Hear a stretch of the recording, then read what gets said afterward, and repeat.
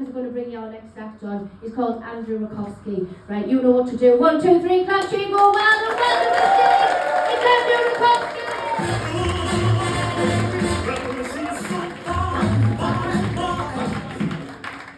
Hello everyone, how are we doing? Nice. So my name's Andrew Rakowski and people are always asking me, Andrew, why do you do stand-up comedy? And I do stand-up comedy because it's cool! Yeah!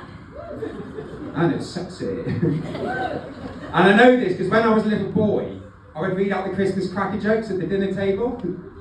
And my uncle would always try and fuck me.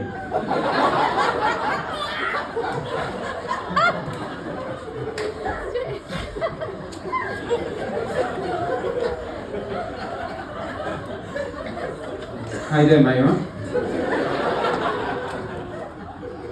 How you doing, Harry? Okay? You, mate, you alright? Nice. Just doing my bit for men's mental health there.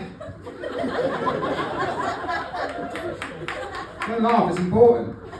We've lost a lot of famous men to suicide down the years. People like Ian Curtis, Robin Williams, Adolf Hitler. I know as a man myself it's important. And I know as a man myself that the thing that we're most sensitive about is our willies. And that's why I like to do my bit for men's mental health by paying compliments at urinals.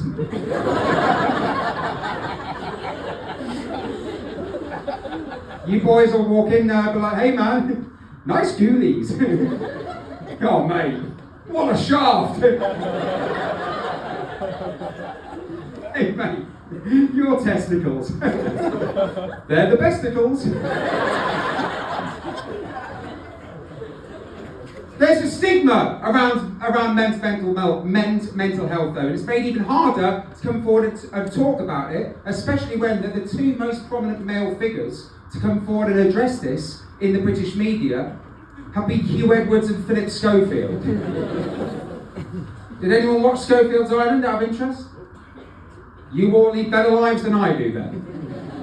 I don't know what was more demeaning for him, the fact that he had to forage around in the dirt for food, shelter and fresh excuses. Or the fact that he had to appear on Channel 5. Also, like, you must have seen photos of it. He was only on that island for 10 days. He looked like shit, didn't he?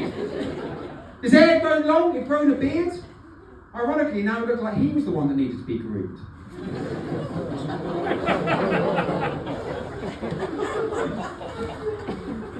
We had the Russell Brand scandal as well. Big news, the Russell Brand one. But if you remember, about a week before, Dispatches announced that they were going to be airing a special documentary on Saturday night, which was going to highlight the misdemeanours of a prominent male British celebrity. And social media went into meltdown because everyone was trying to speculate who that person was going to be.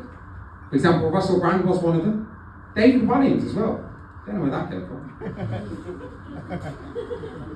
What I love about that period, Newcastle, is it did not matter where you were from. It did not matter whether you were male or female, black or white, gay or straight, leave or remain.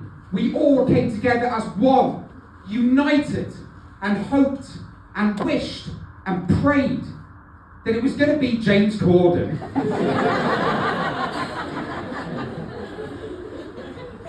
Remember when that news broke that James Corden was rude to someone in a restaurant? And then all you heard for the next couple of weeks was people coming forward saying how much of a prick James Corden was. I love that. That was like a Me Too movement, but just for James Corden. So I'm poor. Thanks, that helps. Most comedians, they get up here and they dream of one day having their own Netflix special. Currently, I'm just dreaming of having Netflix. When you're poor, I've had no other option. I've had to start applying for shit jobs. And the worst thing is when you apply for shit jobs, is on the application form. They all say the same thing, don't they? Which is, why do you want to work here?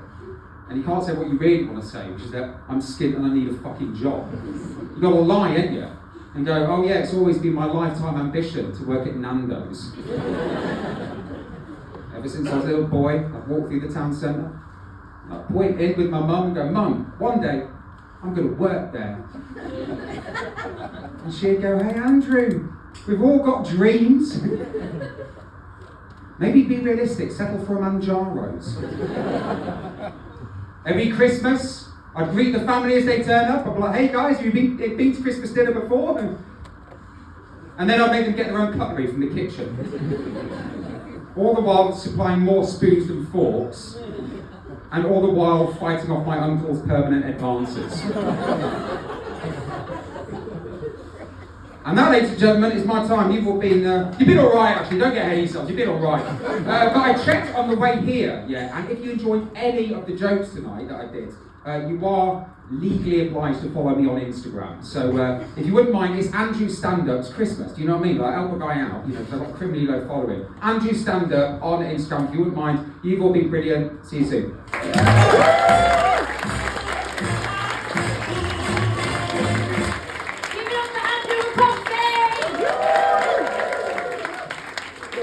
Okay, right, we're going to have a quick 20-minute interval and you go get your drinks, go to the toilet, do whatever you need to do. But before we do, right, this is a reminder.